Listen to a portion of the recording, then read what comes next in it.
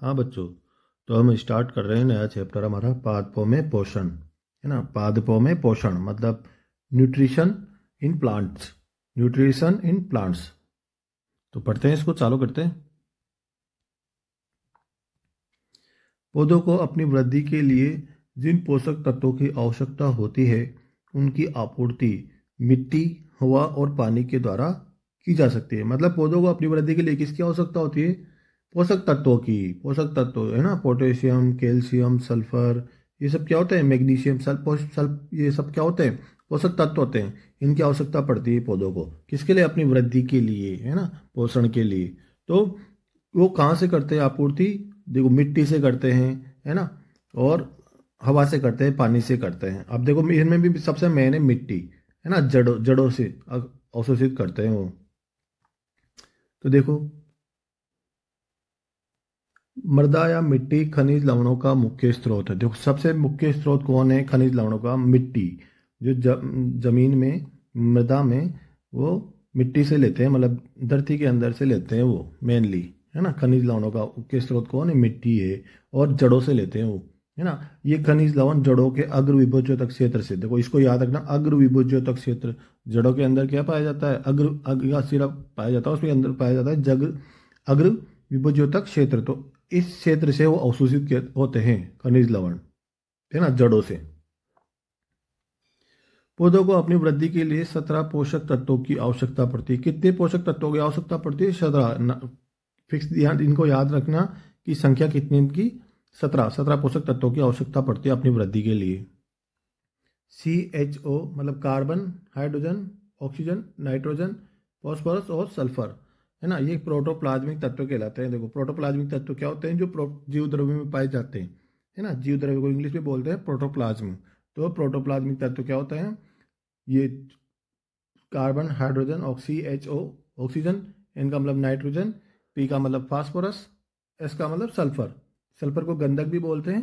तो ये सब क्या होते हैं? प्रोटोप्लाज्मिक तत्व होते हैं, है ना। CHO कार्बन, हाइड्रोजन और ऑक्सीजन, ये क्या कहलाते हैं? फ्रेमवर्क तत्व भी कहलाते हैं। देखो फ्रेमवर्क तत्व कौन से हैं? तो ये तीनों हैं। इसके अलावा ये कार्बन, हाइड्रोजन, ऑक्सीजन, इन तीनों को अपन कौन से तत्व कहते हैं? गैसीय तत्व, है ना। गैसीय चक्र होता है ना, गैसीय चक्र बनाते हैं ना, तो गैसीय तत्व भी कहलाते हैं ये पोषक तत्व दो प्रकार के होते हैं। देखो कितने प्रकार के होते हैं? दो प्रकार के। तो वृहद पोषक तत्व होते हैं, है ना, एक लघु, एक सूक्ष्म पोषक तत्व होंगे। एक तो वृहद पोषक तत्व, जिनको देखो वृहद, वृहद नाम से स्पष्ट है। वृहद का मतलब बड़ा, ज्यादा।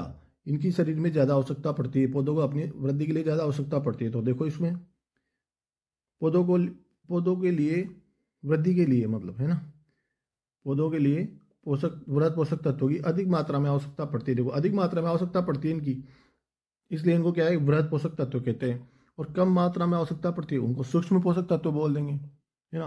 तो देखिए आप, ये प्राथमिक पोषक तत्व कौन कौन से हैं? इनमें द्वितीय पोषक तत्व भी आएंगे। द्वितीय पोषक तत्व कौन से? तो प्राथमिक पोषक तत्व कौन से? NPK, nitrogen, phosphorus, potassium, NPK। ये क्या है? प्राथमिक पोषक तत्व, जरूर याद रखना है इनको, है ना। इन्हें क्रांतिक तत्व भी कहते हैं। निम्न में से क्रांतिक तत्व है, RPSC फर्स्ट ग्रेड में क्वेश्चन आ चुका है, तो वहाँ नाइट्रोजन आया था, है ना। प्राथमिक पोषक तत्व कौन कौन से? प्राथमिक पोषक तत्व है नाइट्रोजन, फॉस्फोरस, पोटेशियम। ये तीनों क्या है? प्राथमिक पोषक तत्व है। इन्हें क्रांतिक तत्व भी कहा जाता है। तो क्रांतिक तत्व कौन से? NPK। तीनों क्या होते हैं? क्रांतिक तत्व होते हैं। ट्रेस तत्व भी कहलाते हैं ये, ट्रेस तत्व भी। NPK को क्या बोलते हैं? ट्रेस तत्व। ध्यान रखना है आप इनको कि किसको कौन सा तत्व कहते हैं। अब दूसरा के द्वितीय पोषक तत्व। तो द्वितीय पोषक तत्व कौन से? कैल्शियम, मैग्नीशियम और सल्फर। कैल्शियम, मैग्नीशियम और सल्फर, मतलब गंधक भी बोलते हैं इसको, है ना। सल्फर को गंधक भी बोलते हैं। तो दोनों ध्यान रखिए आप, प्राथमिक पोषक तत्व कौन से, द्वितीय पोषक तत्व कौन से।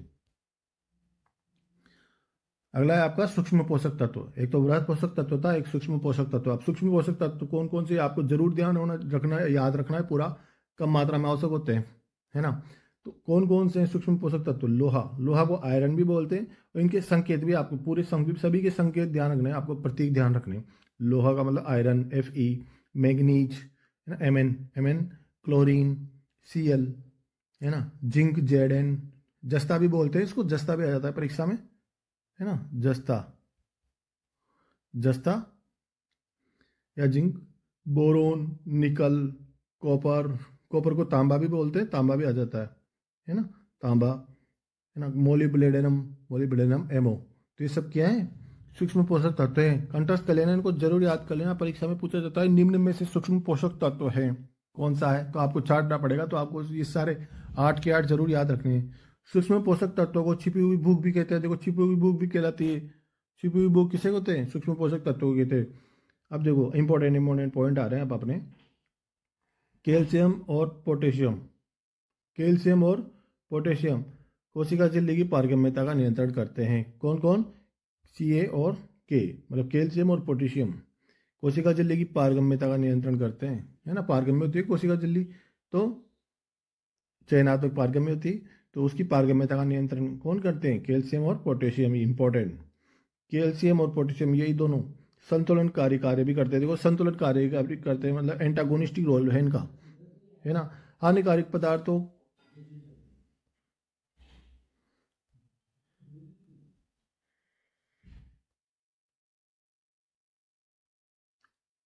कैल्शियम पोटेशियम संतुलनकारी कार्य भी करते हैं, है ना।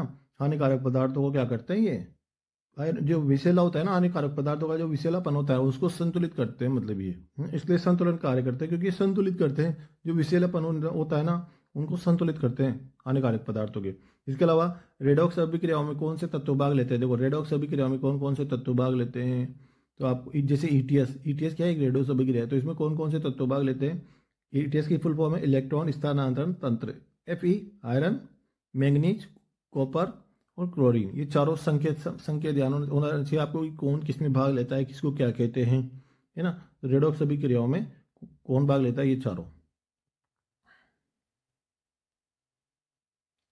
अब देखो कोबाल्ट 60 क्या है, इसका उपयोग एक तत्व है जिसका उपयोग किसमें काम लेते हैं, कैंसर के उपचार में। इंपॉर्टेंट, कैंसर के उपचार में कौन सा तत्व काम आता है, तो कोबाल्ट 60। इसके अलावा अंतिम तत्व कौन सा है, अंतिम तत्व है निकल। निकल को क्या कहते हैं, अंतिम 17 होते हैं ना, टोटल 17 चाहिए पौधों की अपनी वृद्धि के लिए, तो निकल को अंतिम सूक्ष्म पोषक तत्व बोलते हैं, मतलब अंतिम पोषक तत्व बोलते हैं। सूक्ष्म पोषक तत्व क्या, अंतिम तत्व बोलते हैं ना। तो 17वां तत्व कौन सा है, है ना, अंतिम तत्व कौन सा है। और एक और है जो मोलिब्डेनम होता है एमओ, वो न्यूनतम आवश्यक सूक्ष्म पोषक तत्व है। न्यूनतम आवश्यक सूक्ष्म पोषक तत्व कौन सा है, मोलिब्डेनम। अब देखो अपन एक एक करके सबको पढ़ते हैं, है ना। जो इंपॉर्टेंट वो है सूक्ष्म पोषक तत्व, है ना, उनके बारे में क्या है, उनकी कमी से कौन सा रोग हो जाता है और क्या कार्य करते हैं, है ना। देखो पहला है आपका नाइट्रोजन। अब नाइट्रोजन देखो, साइटोक्रोम दिख जाए ना परीक्षा में, साइटोक्रोम शब्द दिख जाए ना, तो आप नाइट्रोजन पे टिक कर देना, सीधी सी बात है ना। साइटोक्रोम का मतलब नाइट्रोजन, क्योंकि साइटोक्रोम की पोर्फिरिन वलय का भाग बनाता है। देखो साइटोक्रोम है हो गया, इसके अलावा क्लोरोफिल है, लेकिन क्लोरोफिल दिख जाए ना आपको परीक्षा में, पर्णहरित तक क्लोरोफिल दिख जाए ना, तो वहाँ मैग्नीशियम आएगा आंसर, ये ऑप्शन में नहीं मिलेगा आपको नाइट्रोजन। तो क्वेश्चन आता है मैग्नीशियम आता है उसका आंसर। मैग्नीशियम में क्या होता है, क्लोरोफिल होता है। क्लोरोफिल में मैग्नीशियम पाया जाता है ना, क्लोरोफिल में या पर्णहरित में मैग्नीशियम पाया जाता है। ठीक है, ये भी पाया जाता है, लेकिन आपको मैग्नीशियम आएगा परीक्षा में, मैग्नीशियम वाला आएगा वहाँ पे, तो है ना, पर्णहरित या क्लोरोफिल में। लेकिन साइटोक्रोम दिख जाए तो आपको नाइट्रोजन पर टिक करना है। अब इसके अलावा ये हार्मोन जैसे IAA, मतलब इंडोल एसिटिक एसिड में पाया जाता है, AT में पाया जाता है ना, IAA में पाया जाता है। अब तो साइटोक्रोम दिखते ही नाइट्रोजन पर टिक कर देना। इसके बाद है सल्फर का मतलब है यह तत्व अमीनो अम्ल का भाग है, जैसे सिस्टीन और मेथियोनिन दिखते ही, है ना, सल्फर पर टिक कर देना पेपर में, है ना। इन अमीनो अम्ल में पाया जाता है। ये जड़ों में ग्रंथियों का निर्माण करता है, रूट नोड्यूल्स का निर्माण करता है, देखो, है ना। जो लेग्यूम्स होते हैं ना, लेग्यूम्स में क्या होता है, दलहनी पौधों में, जड़ों में ग्रंथियों में क्या नाम, ग्रंथियों का निर्माण करता है। जड़ों में ग्रंथियों का निर्माण कौन करता है, रूट नोड्यूल्स का निर्माण कौन करता है, सल्फर करता है। अगला है आपका फॉस्फोरस किस में पाया जाता है, वो RNA DNA में, मतलब न्यूक्लिक अम्ल में पाया जाता है। ये न्यूक्लिक अम्ल में, है ना, RNA DNA में पाया जाता है। न्यूक्लिक अम्ल RNA DNA आएगा परीक्षा में, या न्यूक्लिक अम्ल भी दे दे तो आपको तो जरूर ध्यान रखना है कि RNA में कौन पाया जाता है, फॉस्फोलिपिड में, तो नाम ही फॉस्फोरस है। NADP यहाँ पी आ गया, है ना, ATP यहाँ भी पी आ गया, तो पी जहाँ आ रहा है ना वहाँ का फॉस्फोरस होगा, है ना। GTP ये पी आ गया यहाँ भी, तो फॉस्फोरस है। RNA न्यूक्लिक अम्ल का ध्यान रखें आप विशेष रूप से, फॉस्फोरस। अब देखो कैल्शियम क्या करता है, कैल्शियम तो यह तत्व यांत्रिक सार देता है। यांत्रिक सारा कौन सा तत्व देता है, कैल्शियम, है ना, क्योंकि यहाँ पर मिडिल लेमिला का नाम जरूर ध्यान रखिए। मिडिल लेमिला को कौन का निर्माण कौन करता है, मतलब कैल्शियम पेक्टेट बनाता है, तो कौन करता है, कैल्शियम करता है मिडिल लेमिला का निर्माण। अब देखो कैल्शियम द्वारा जैव झिल्लियों की पारगम्यता सुचारू रहती है, जैव झिल्लियों को पारगम्यता को बनाए रखता है। अपन ने पहले ही पढ़ लिया, कैल्शियम और पोटेशियम जैव झिल्लियों की पारगम्यता को बनाए रखते हैं। अब देखो क्रोमोसोम संरचना के स्थायित्व में सहायक है। देखो क्रोमोसोम की संरचना उसका स्थायित्व बनाए रखता है। क्रोमोसोम की संरचना के स्थायित्व के लिए जरूरी है कौन, कैल्शियम। वो तर्कु तंतुओं के निर्माण में, तर्कु तंतुओं के स्पिंडल फाइबर के निर्माण में कौन सहायक है, कैल्शियम। कैल्शियम की कमी से क्या होगा, कोशिका विभाजन की अनियमितता हो जाती है, कोशिका विभाजन में अनियमितता हो जाती है। देखो कैल्शियम की कमी से, क्योंकि गुणसूत्र की संरचना स्थायी नहीं देगी तो क्या मतलब आएगा, फिर कोशिका विभाजन कैसे होगा। गुणसूत्र की संरचना की स्थायित्व के लिए कौन जरूरी है, कैल्शियम। अगला है आपका मोलिब्डेनम। देखो मोलिब्डेनम का अम्ल है नाइट्रोजन उपापचय। यह नाइट्रोजन उपापचय में भूमिका निभाता है। नाइट्रोजन उपापचय दिख जाए ना पेपर में तो मोलिब्डेनम आ जाएगा, एमओ, मोलिब्डेनम आ जाएगा, MO, मोलिब्डेनम आ जाएगा। अब देखो गोभी, गोभी इसकी कमी से गोभी में विप्टेल रोग हो जाता है। तो आपको गोभी दिख जाए ना, तो गोभी दिखते हैं आप मोलिब्डेनम पे टिक लगा देना, है ना। देखो पोटेशियम का इंपॉर्टेंट है, दोनों दोनों इंपॉर्टेंट। रंध्रीय गति के लिए कौन आवश्यक है, पोटेशियम। वाष्पोत्सर्जन के लिए कौन आवश्यक है, पोटेशियम, वेरी इंपॉर्टेंट है ना। तो आपको रंध्रीय गति का पोटेशियम और वाष्पोत्सर्जन का पोटेशियम ध्यान रखना है। मैग्नीशियम, देखो मैग्नीशियम क्लोरोफिल आपको पर्णहरित दिख जाएगा, पर्णहरित, पर्णहरित, पर्णहरित या मैग्नीशियम, है ना। पर्णहरित दिख जाएगा पेपर में या क्लोरोफिल दिख जाएगा। तो क्लोरोफिल दिखता है या पर्णहरित दिखते क्या है, मैग्नीशियम पे टिक लगा देना है ना। इसके अलावा राइबोसोम की इकाइयों को जोड़ना, बांधे रखता है ये, है ना। बांधे रखने में यहाँ बंधने मिस्टेक है, इनमें राइबोसोम की इकाइयों को बांधने में सहायता करता है ये, बांधे रखता है ये कौन, मैग्नीशियम, है ना। राइबोसोम इकाइयों को जोड़ता है ये, है ना। क्लोरोफिल का मुख्य घटक है, तो वेरी इंपॉर्टेंट है, बार बार आता है ये परीक्षा में, RPSC सेकंड ग्रेड में आ चुका है ये, है ना। जो पर्णहरित है, पर्णहरित में कौन पाया जाता है, मैग्नीशियम। अगला है आपका लोहा या आयरन, Fe, आयरन, है ना। तो देखो किसमें पाया जाता है, porphyrin protein, him, him him शब्द आ गया ना, तो वहीं पे आयरन टिक कर देना है। साइटोक्रोम, साइटोक्रोम का मतलब है आयरन, है ना। साइटोक्रोम शब्द दिखते हैं आपको, आयरन पे टिक कर देता है ना। साइटोक्रोम का भाग है ये। मैग्नीज, मैग्नीज देखते हैं आपको, जल का प्रकाशीय अपघटन पे टिक कर देना है। जल का प्रकाशीय अपघटन दिखेगा आपको पेपर में, तो आपको मैग्नीज पे टिक कर देना है पेपर में, है ना। ऑक्सीजन निष्कासन में महत्वपूर्ण भूमिका निभाता है ये, ऑक्सीजन निष्कासन में जरूरी है, O2 के निष्कासन के लिए जरूरी है ना।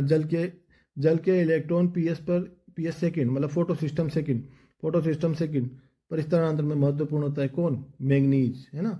PS सेकंड ऐसे लिखा है PS और ये सेकंड ऐसे लिखा है पेपर में, तो आपको टिक कर देना है ना। सेकंड रोमन भाषा में लिखा है सेकंड।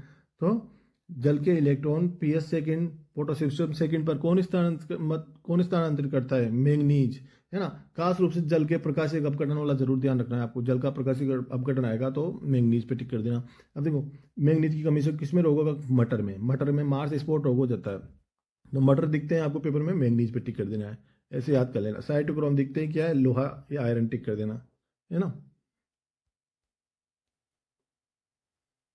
अगला है आपका बोरोन। देखो बोरोन क्या होता है, बोरोन के बारे में देखते हैं। बोरोन एकमात्र सूक्ष्म तत्व है जिसका एंजाइम से संबंध नहीं होता है, एकमात्र सूक्ष्म तत्व है जिसका एंजाइम से संबंध नहीं होता और बाकी का सभी का संबंध होता है। अब देखो प्रागनलिका शब्द दिख जाए ना, प्रागनलिका, तो प्रागनलिका के निर्माण में कौन सा महत्वपूर्ण है, तो प्रागनलिका शब्द दिख गया, आप बोरोन पे टिक कर देना पेपर में, है ना।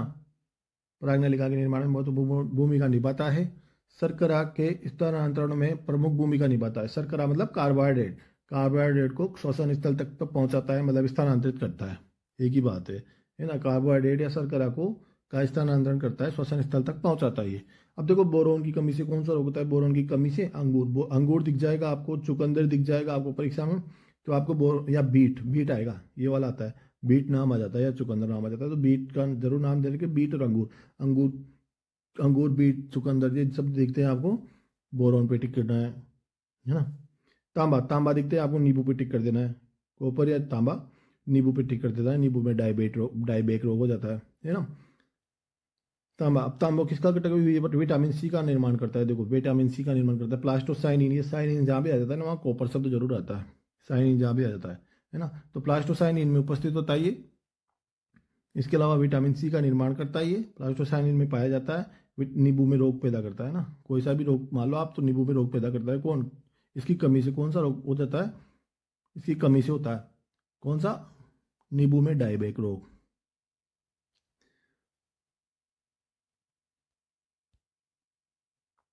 अगला है आपका जिंक। देखो जिंक में क्या होता है, ऑक्सीजन के संश्लेषण, ऑक्सीजन जो हार्मोन होता है ना उसके संश्लेषण के लिए कौन जरूरी है, जिंक जरूरी है ना, मुख्य भूमिका निभाता है। कार्बोनिक एनहाइड्रेज, ये देखो ये एंजाइम है, इनमें पाया जाता है मतलब है ना, तो ये इसमें कार्बोनिक एनहाइड्रेज नाम सुनते ही आपको जिंक पे टिक कर देना है पेपर में। एक ऑक्सीजन, ऑक्सीजन, ऑक्सीजन हार्मोन का संश्लेषण कौन करता है, ऑक्सीजन संश्लेषण कौन करता है, जिंक करता है ना। बीजों के निर्माण में काम करता है, ये बीजों के निर्माण में कौन जरूरी है, जिंक जरूरी है ना। और ये जिंक की कमी से किसमें रोग होता है, धान में खेरा रोग, ये परीक्षा में आता है देखो, धान में खेरा रोग है ना, या लघु पर्ण रोग, लघु पर्ण रोग, लघु पर्ण रोग, लघु पर्ण रोग किससे संबंधित है, जिंक से संबंधित है ना। लघु पर्ण रोग, लघु पर्ण रोग। धान दिख जाए ना आपको, धान का मतलब होता है चावल है ना, चावल दिखते हैं आपको, दान दिखते हैं आपको, जिंक पे टिक कर देना है भैया, जिंक वाला संबंधित। तो अब देखो मैंने कुछ ट्रिक लिखी है आपको जो आपको परीक्षा में याद रहना चाहिए। देखिए जिंक, जिंक आएगा मतलब धान दिख जाए आपको पेपर में, या चावल दिख, जान का मतलब चावल, या मक्का दिख जाए है ना, तो वो किस, कौन, उसका आंसर होगा जिंक है ना। भाई मक्का का कोई रोग दे देगा वो आपको, या चावल का कोई रोग दे देगा, धान का कोई रोग देगा, तो आपको जिंक पे टिक कर देना है। इसके अलावा नींबू, नींबू, नींबू दिखती है आपको, कॉपर पे टिक कर देना है। नींबू का कोई बीमारी दे देगी वो आपको है ना, नींबू का डायबिटिक रोग जो भी है नींबू दे देगा वो आपको, तो आपको कॉपर पे टिक कर देना है। अंगूर और चुकंदर दिख जाए, अंगूर और चुकंदर या बीट दिख जाए, अब चुकंदर का मतलब बीट, तो आपको बोरॉन पे टिक कर देना है पेपर में है ना। मटर दिख जाए, मटर का ये रोग, तो आपको मैंगनीज पे टिक कर देना है, मैंगनीज पे। गोभी दिख जाए तो मोलिब्डेनम पे टिक कर देना भाई, इसमें ये रोग होता है तो इस तत्व की कमी से होता है ना। तो आपको ये ट्रिक है जिसके आप आसानी से याद रख सकते हैं आपको, है ना। ठीक है, हाँ बच्चों तो आप इसको देख लो, नाइट्रोजन, सल्फर, NSMG, मैग्नीशियम और आयरन, ये तीनों देखो, तीनों तो सेम ही है ना। इन तत्वों की कमी से कौन सा रोग हो जाता है, हरिमहीनता या क्लोरोसिस, क्लोरोसिस भी बोलते हैं अपन है ना। और यहाँ भी तीनों सेम है देखो, NSMG मतलब नाइट्रोजन, सल्फर और मैग्नीशियम, ऊपर भी तीन सेम है, नीचे भी तीन सेम है, बस यहाँ पे आयरन है, इसकी कमी से क्लोरोसिस या हरिमहीनता या क्लोरोसिस रोग हो जाता है। और यहाँ पी आ जाता है तो इसकी कमी से एंथोसायनिन हो जाता है ना। तो आपको इनको ध्यान रखना है कि इन कमी के से कौन सा रोग हो जाता है इन तत्वों की कमी से। ठीक है।